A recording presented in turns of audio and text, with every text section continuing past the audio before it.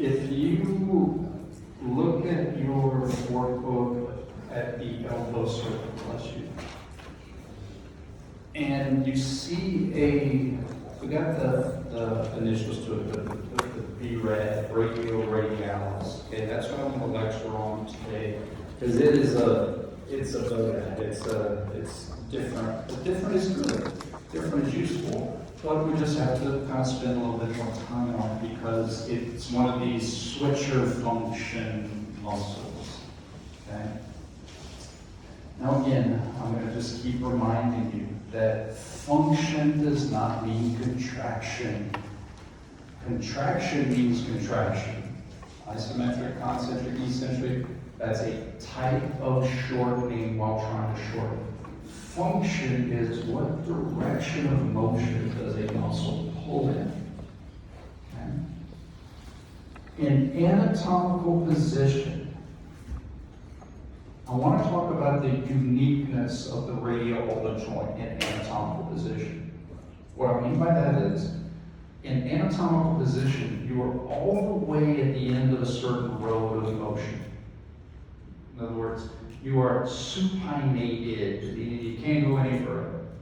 The knees in anatomical position are extended, meaning they can't go any further. But you have other joints who can go, like my hip in anatomical position is neither flexed nor extended. Why? Because I can flex or extend from anatomical position, not at the end of my rope. My trunk is another set, my cervical, meaning that I'm in the middle of my road in anatomical position. A full range of motion would be starting on one end and going all the way to the other end. The radial-ulnar joint is unique that anatomical position is not in the middle of the road, where I can go halfway this way or halfway that way. Anatomical position, you are literally starting on one end and you have a whole 180 to move to the other. Okay? That's different. And thus, one of the muscles that functions at our radial-ulnar joint switches function at midway. It switches function halfway. But it sounds weird, switches functions halfway. It's really no different than our rectus. If anatomical was twisted to the right, the rectus would switch function when we get to halfway. Pull me back this way. But because the rectus is straight and anatomical, it's not as difficult. So my point is that the brachioradialis, so I'm going to pull up pictures and I'm going to show you, but for all intents and purposes, midway or semi-pronated position. Why do we call it semi-pronated and not semi-supinated? Because the anatomical position is supinated and midway is, you got to pronate to get to midway. If this was anatomical position, we call this semi-supinated. Midway, that brachioradialis runs in a straight line, just like the rectus. And when I do this,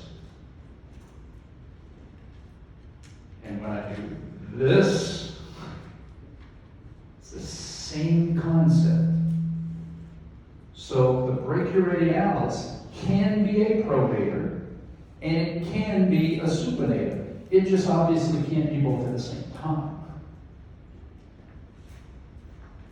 But why do you think on your circle, if it could be both based on your radial-ulnar joint position, why do you think in your circle it's listed as a pronator functioning muscle? Because in anatomical position, it wants to pull you to midway. Okay?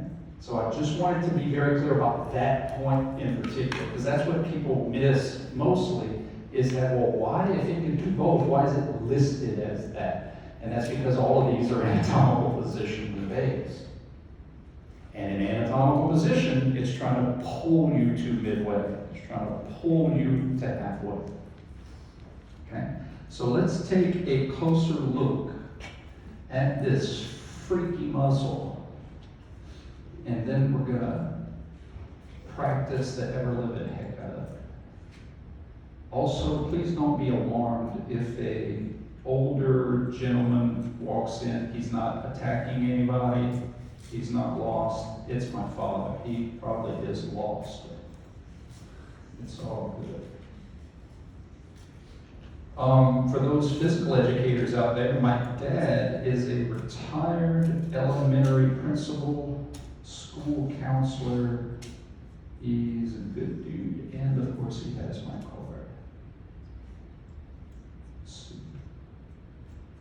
Alright, so I'm gonna have to wait on all of the photo until I can walk in, but we're gonna get into the functional stuff first.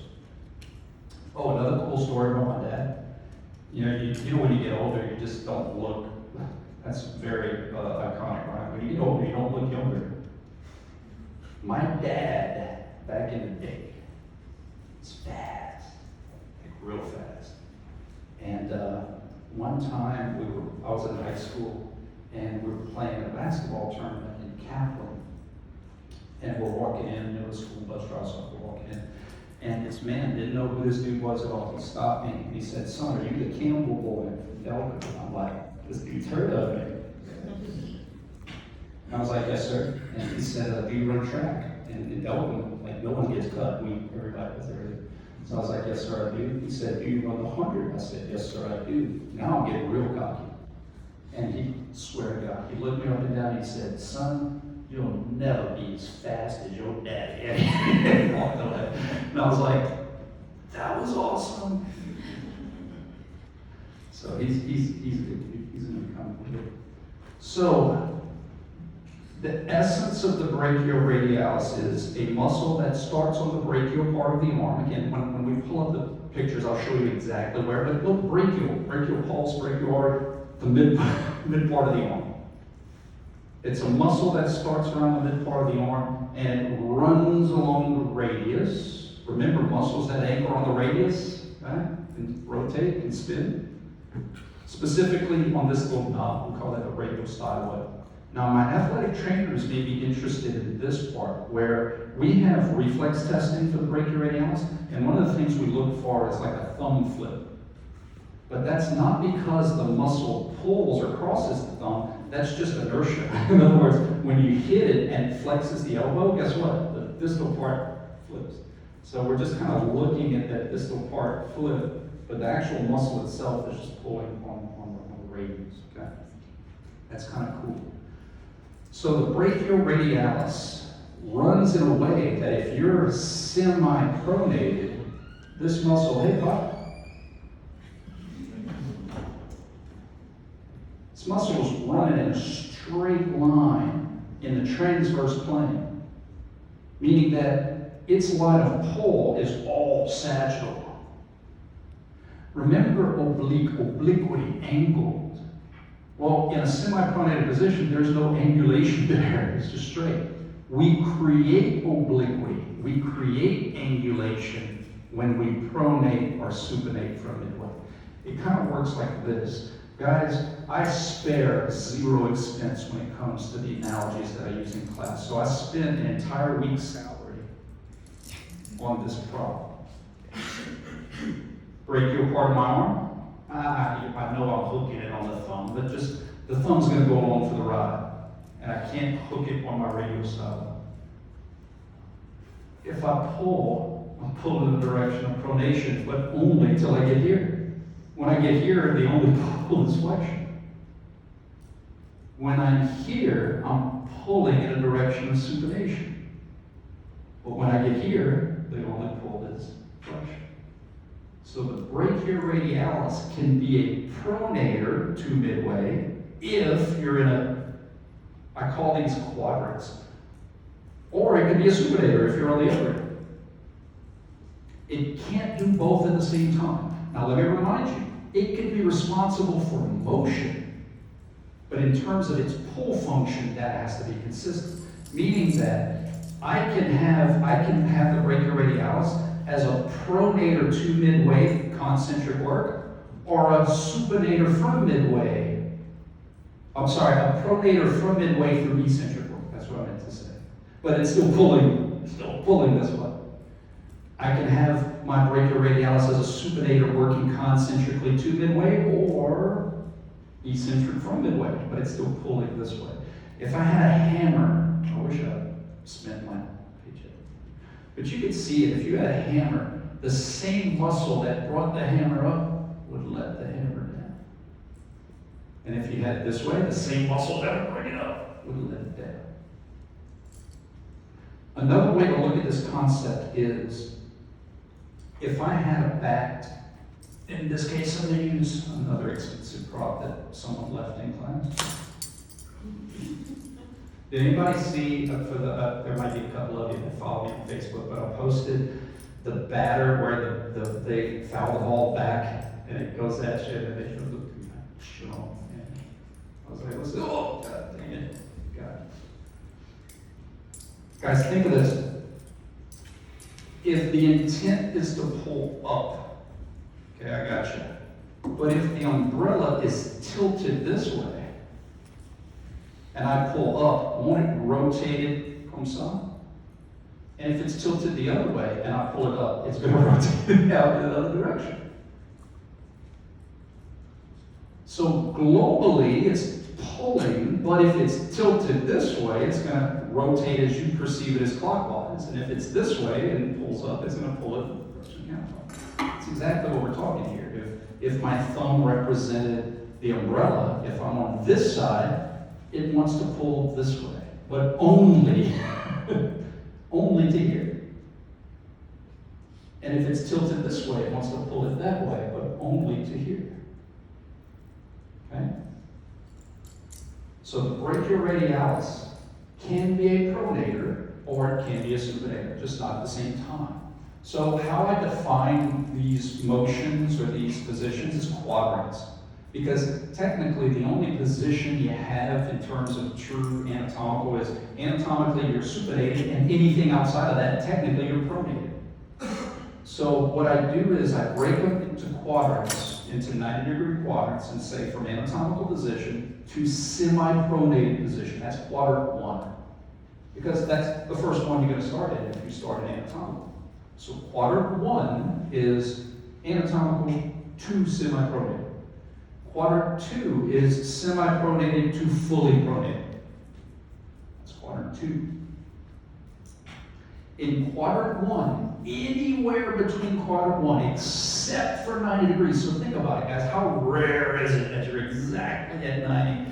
I guess you could, do it in hammer curls. But the point is that half of the time, the brachioradialis pulls in a direction of pronation in quadrant 1. That doesn't mean it's always working if you're in quadrant 1. That means if you need pronators, you're going to have some all-the-time pronators, pronator teres, pronator quadratus, and the brachioradialis can help them if you need those muscles in quadrant 1, because it pulls that way. In quadrant 2, the brachioradialis pulls in the direction of supination. It's a supinator in quadrant 2. Meaning, if you need to recruit supinators, you're going to have your all-the-time supinators, supinator, biceps brachii, and the brachioradialis can help if you're in quadrant 2. Yes? So, watch this, how cool. What group of muscles do I need to maintain this position? External force trying to, who do I need? Pronators. I'm going to have some all the time pronators. And then just like we did with the rectus, I'm going to have a, well, let's see if you can. Pronator teres, pronator quadratus. I'm in quadrant 1 and I need pronators. So brachioradialis is like, dude, I can pull this way. Now, here's an example of being in the same quadrant, but the brachioradialis can't help. Let's say I was pushing against an external force like this on the side. External force is trying to pronate me, so I need supinators. Biceps brachii, supinator. But the brachioradialis is like, dude, I can't push you down. All I can do is pull. So unfortunately, I can't contribute to the group of muscles you need to pull in the direction of supination in quadrant 1. I can't do anything for you. That makes sense? Bringing it around on this side. So locally, it's different muscles, different groups, but globally, it's just trying to pull you back to middle. So here, who do I need? Pronators or supinators? Supinators. Biceps brachii is like, I'm in. Supinator's like, I'm in. Brachioradius like, I can help. But as soon as I do this, the brachioradius like, dude, I can't push you down. I can only pull. So here I need pronators in quadrant 2. Brachioradialis cannot be a pronator in quadrant 2. It only pulls in the direction of supination. Does that make sense? Okay. Y'all ready to go down the rabbit hole a little bit more? Or do y'all have any clarification questions yet? Does doing the rectus kind of help understanding this kind of switchy, functiony thing?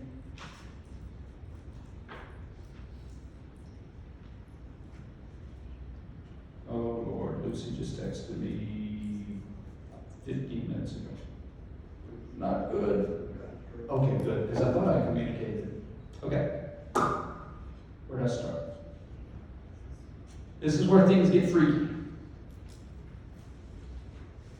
I'm going to do a full range of motion, and I'm going to do it slow and controlled.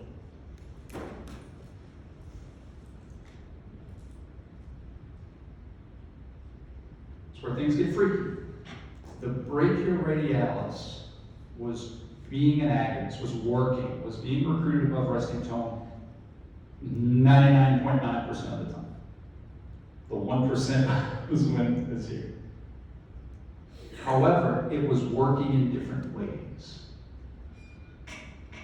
The first half of that full range of motion, it was working as a pronator through concentric work. And the second half of the range of motion, it was working as a supinator through eccentric work. So although the muscle was recruited through the whole time, it switched teams when you tipped over to the other side. It made you come up, and then it let you go down. And if I reversed it, it would have made me come up, and then let me go down. Concentric, concentric, concentric, concentric, eccentric, eccentric, eccentric, eccentric. Concentric, concentric, concentric, concentric, eccentric, eccentric, eccentric, eccentric. Pronator, pronator, pronator, pronator, pronator, pronator, supinator, supinator, supinator, supinator, supinator, supinator, supinator, supinator, supinator, supinator, supinator, pronator, pronator, pronator, pronator, pronator.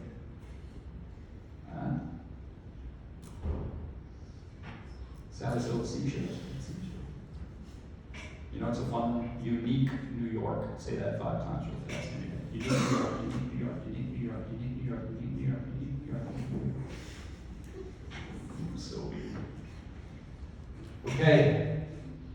Going back to logic and things we're comfortable with. The agonistic group. Who do I need to do a job?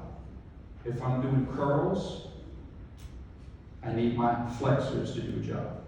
And there are certain muscles that are my flexors. Major muscles, the main ones, the major ones involved. Okay? Prime, brachialis, biceps, brachii, brachioradius. And we know from muscle function, it's a limitation of tension. Things that pull are limited in how they can influence motion. Meaning that, this is your equation. If my flexors work concentrically, I have to have flexion. And if my flexors work eccentrically, I'm going to observe extension. But in both motions, the motions are different, the contractions were different, but the function stayed the same, pulled in the direction of flexion, making you come up by pulling in the direction of flexion, and letting you go down by pulling in the direction of flexion. The next part to this is if my bicep, brachialis and brachioradialis, can flex me through concentric work, they cannot extend me through concentric work. And that should kind of just be like, duh. Do you understand? That goes against your equation from 310. If my flexors can flex me through concentric, they cannot extend me through concentric. They can extend me through eccentric. Yes? So, if my brachioradialis can pronate me to midway through concentric work. It cannot supinate me from semi-pronated with concentric work. It can't do both. If it can concentrically bring me to midway, it cannot concentrically take me from midway. It cannot do both. And the same logic with eccentric work. If it has the ability to take me from midway through eccentric, it cannot take me to midway through eccentric. It cannot do both. So that is going to help you when I give you examples in quadrant 2 where I need pronators, or in quadrant 1 where I need supinators. It's going to help you to understand why that muscle can't push you in that direction from midway. Just because I'm in quadrant 1 doesn't mean I'm going to need the brachioradialis to do a job. That makes sense? Okay. Let's try another analogy to check your understanding, and then I'll get into radial-ulnar joint position for different flexors. Let's see if I have a prop. This should work. For those of you that are sleeping, be prepared. Okay. Here's my start position. Okay. And I do this.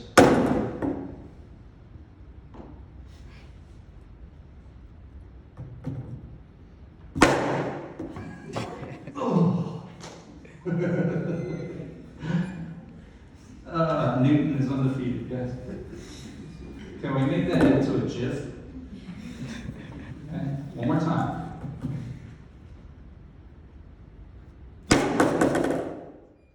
Don't worry about the rebound stuff. What brought me from here to there? Now, was that slow and controlled? I was trying to bang it as hard as I could. I got the results for it with the rebound. So I was trying to pronate as fast as I could.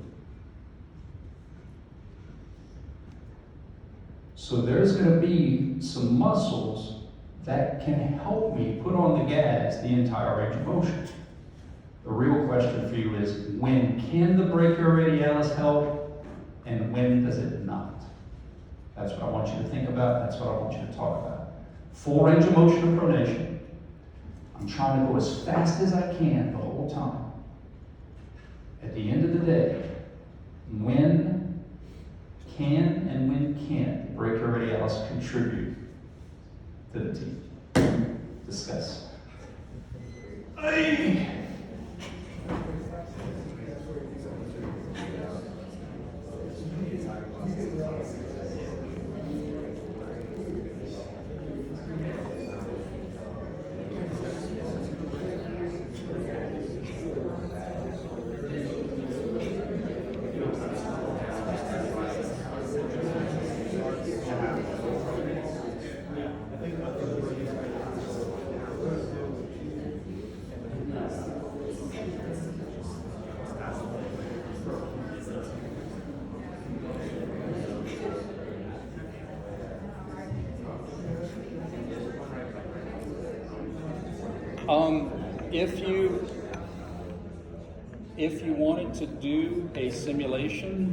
If you wanted to do a simulation, you could either use your fingers and your pencil, or you can rip out a sheet of paper, curl it up. So there's ways you can do a thought experiment.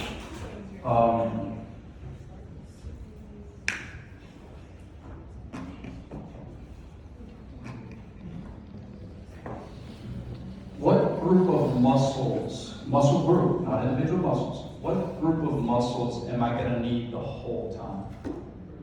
Pronators. Do I even need the supinators to slow me down?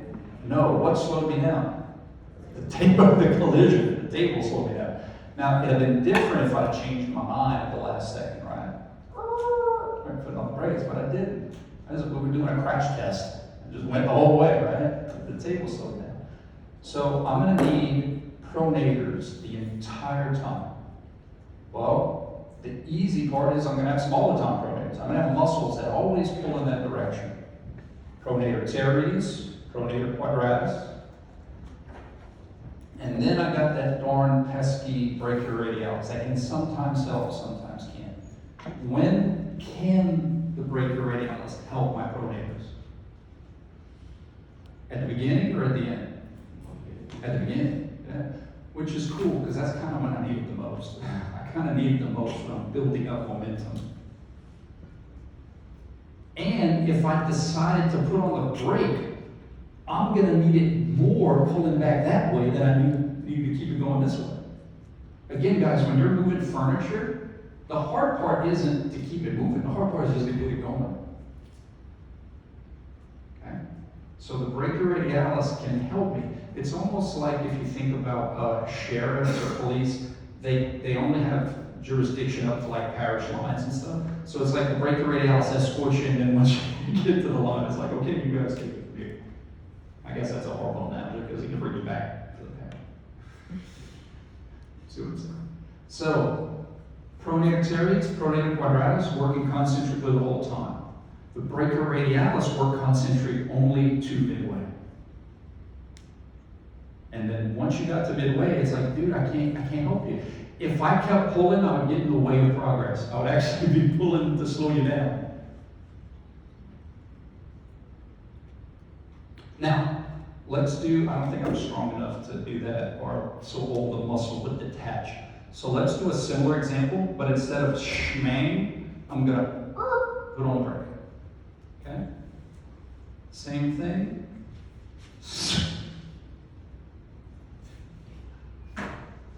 Speed up, slow down. So at the beginning we did nice, slow, and controlled, and now we're doing some different variations, okay? So there's going to be a speed up function up until quadrant 2, and then brakes. There's no different to the speed up part, right? No different. Pronators, brachioradialis to midway. But I want you to now verbalize who is responsible for slowing me down in terms of group and specific muscles. I don't know why I'm praying. Maybe I'm like hoping for right answers. Get it right. I want another 86 average.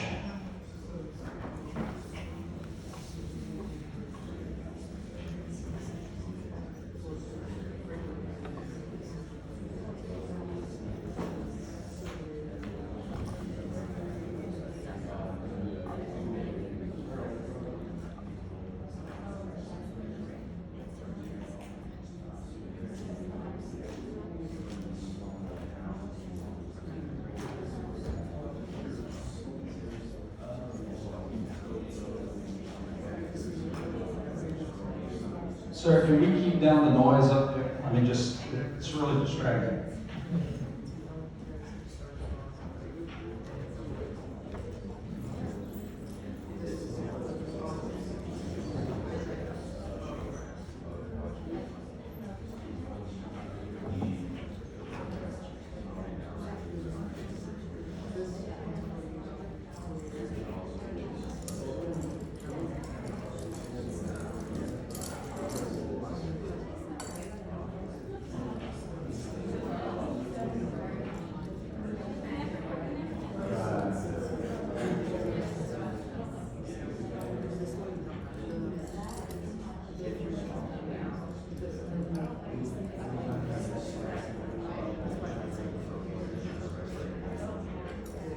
Oh, I forgot about some housekeeping. I emailed, remember guys, emails is how I try to communicate with everybody, because again, sometimes in class I've said Monday, I meant Wednesday, oops, it's happened. I know you guys get a lot of emails from the university. I don't care about those. If you see 415, that's from this guy, and you read it. So I sent an email to try to clarify that we don't have physical class Friday, because I'm going to be out of town for a conference, but I'm going to record a lecture, probably a lot of practice stuff, and record that for you guys to watch on your own. Dude, that's so great, because they're about to put up the barricades anyway, and traffic's going to be crazy. But I just wanted to communicate that with you guys. Also, I have a lot of charity events coming up. Miss Edie specifically, who works for Maddie's Footprints, I don't know if anybody, that's a real cool little organization. They're having a gala and there's different things. If you have time, now listen, when you say, look, I'm interested in more information, that doesn't commit you to do anything. But if I have a list of people who are interested in volunteering, get some service on your resume, it helps me when I'm writing you a letter of recommendation, because I've worked in a mint with you and kind of, make sure you didn't, slap old people when nobody's looking. So, I guess if I'm not looking, yeah. But the point is that it helps me out, to put faces to names and stuff. So if you're interested in any of these upcoming events, it may or may not work out for you, that's fine. But on your feedback sheet on a piece of paper, I have a little stack up here. So people interested in doing some volunteer work. And I'll just send you events, and if it works for you, great. If not, no biggie. Okay? All right. I, Ryan Campbell, as your teacher and mentor, want you to take this approach to answering all these questions. Don't go right to the muscles. Don't, because that's when looses happen. The specific muscles should just be the last step of a process we've been doing since 310. Okay? Who do I need? Well, this pronation ain't going to speed up itself. I need pronators to do concentric work to make me speed up. Those same muscles can't push me to a stop. So when it comes time to put on the brake, I need supinators to slow down the pronation. Whoa, that's eccentric work, eccentric work. So my point is I still identify a group. No muscle outside of heart works by itself. Diaphragm. My point is no skeletal muscle works by itself. They all have help. But I identified I need pronators here, and then I need supinators here. Then the easy part is, well, I'm going to have some all-the-time pronators. I'm going to have all-the-time supinators. So who are my all-the-time pronators? Pronator Terry, pronator, who's my all-the-time supinators? Biceps break, supinator. And then that pesky breaker radial. So in other words, once you develop your confidence with, I know I need this group here, I know I need that group here, here's my all-the-time, so you get that out of the way, that develops some confidence. Then all you got to worry about the breaker radials. And you say, okay, well, coming up here, I needed pronators. I'm in quadrant 1, breaker radials can help. Eventually, when I slow down the pronation, it's eccentric work, but it takes supinators to do that. It takes supinators to slow down pronation through eccentric work. Well, I'm in quadrant 2. My breaker radials can be a supinator in quadrant 2. I don't know why I'm shaking these beads. So the breaker radial specifically can help speed up your pronation, but only to midway. And then once you turn on the supinators, like imagine it like this. If you had a ladder, and the ladder, I could pick it up and then it could fall down. I raise it up and it falls down. If I raise the ladder up super fast and it starts to fall down, any rope that pulls this way will automatically start to slow it down as it falls to the other side. So that's what the breaker radialis is doing. In essence, it's brilliant because we're going to turn it off so that we can prep it to turn back on when we need to put on the brakes. It's pretty cool. So as soon as you start to slow down that pronation in quadrant 2, you need supinators to do it. Breaker radialis can pull back in. Any questions?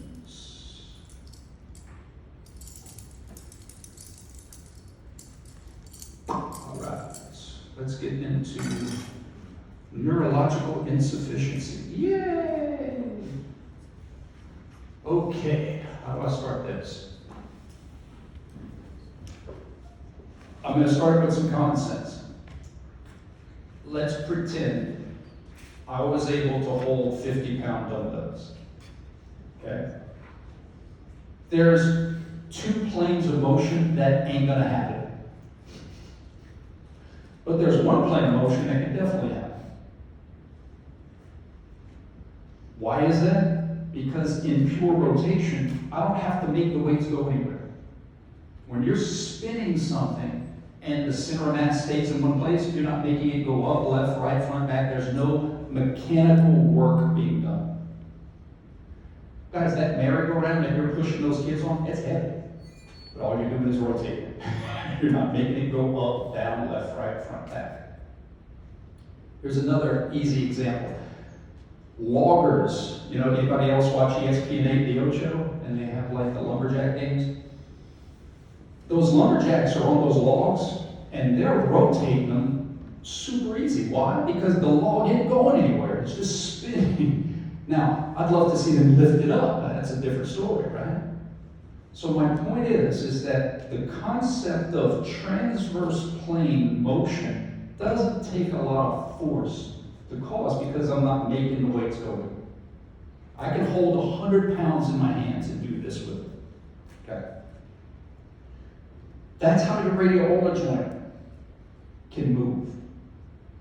Meaning that it doesn't take a lot of force to make radial-ulnar joint motion happen because it's pure rotation. So when you have muscles that can pull in the direction of flexion and pronation, or flexion and supination, you may have to not recruit them as much as you might need to because you don't want to have some secondary function happen. What I mean by that? If I'm in a pronated position, let's say I'm fully pronated, and let's also say I don't have a barbell, because the barbell neutralizes its have a dumbbell. My point is that if I have 20 pounds here, this amount of weight on this side is balanced by that amount of weight on the other side. It doesn't take a lot of force to do this to it.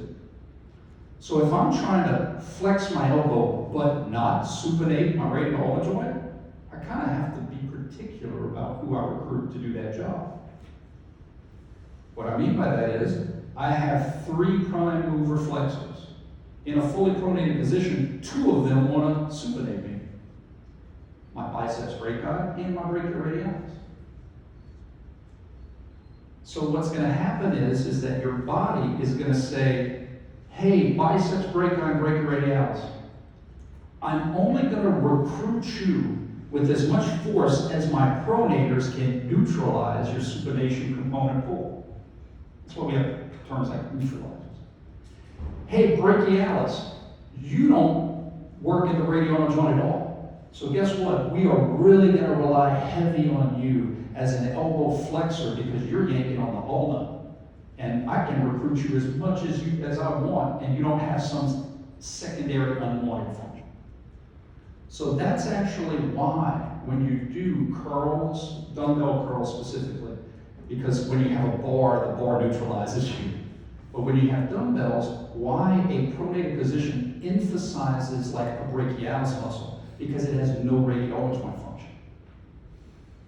We call that neurological sufficiency or neurological insufficiency, where you purposefully lessen the innervation of a muscle because you don't want to have some secondary unwanted function.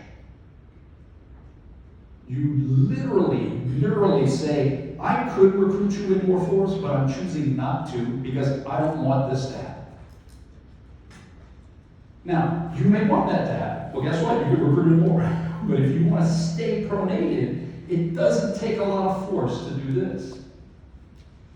And so your body will literally shift the work. It'll make the brachialis do more and make the other elbow flexors, supinators do less. So in a fully pronated position, let's talk about verbiage. In a fully pronated position, you have one sufficient muscle, the brachialis, that doesn't care about spinning functions, and you have 2 insufficient muscles. Not insufficient because of mechanical length tension. I'm going to teach you guys that when we get into the gastrostories. But it's insufficient because neurally you're just not recruiting it as much as you could because you don't want to have these secondary functions. In a semi-pronated position, you emphasize brachioradialis. But that's only because now it's not insufficient. In a semi-pronated position, it doesn't have to worry about unwanted radial-ulnar joint function. Because all it does is just pull in the direction of flexion.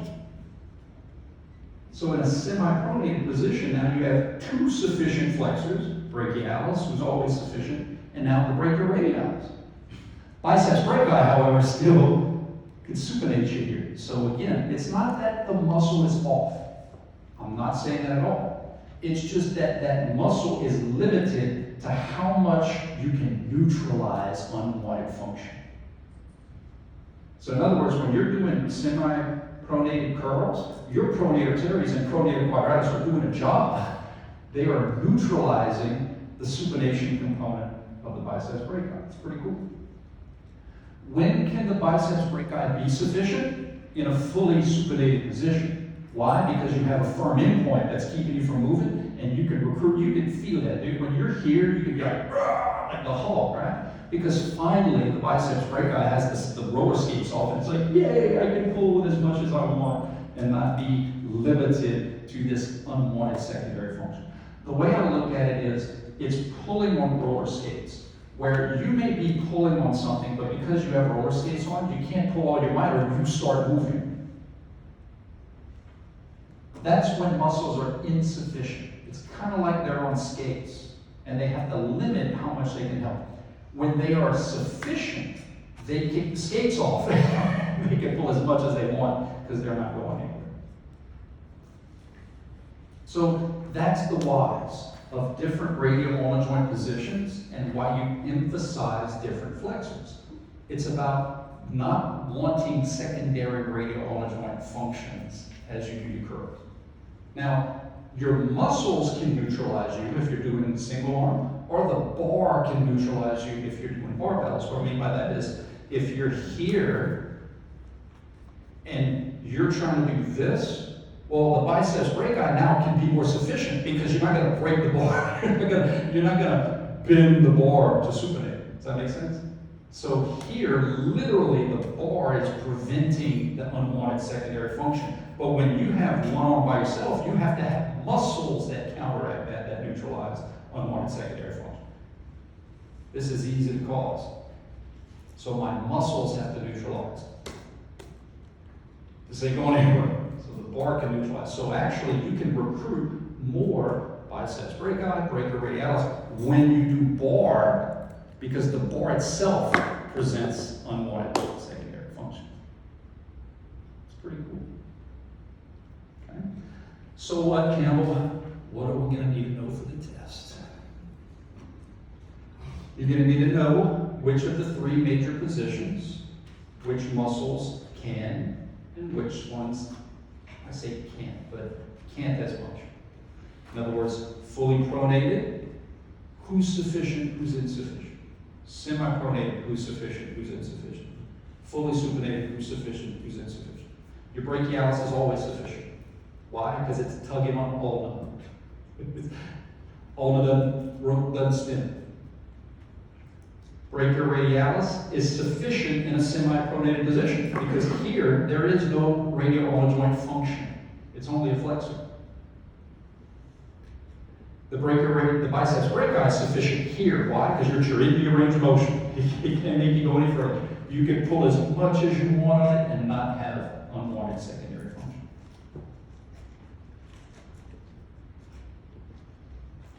That's the kind of questions.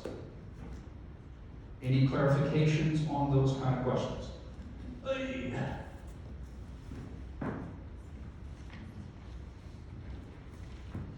Any questions about anything?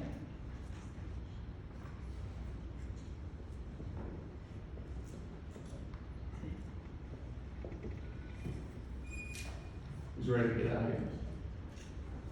That's a trick question, huh? I want to be honest with you. I don't want them to not like me.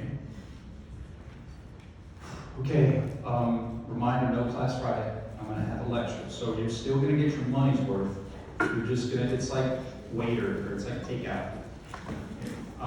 If you want to volunteer for some stuff, or want just more information. Okay. All right, guys, you'll be well.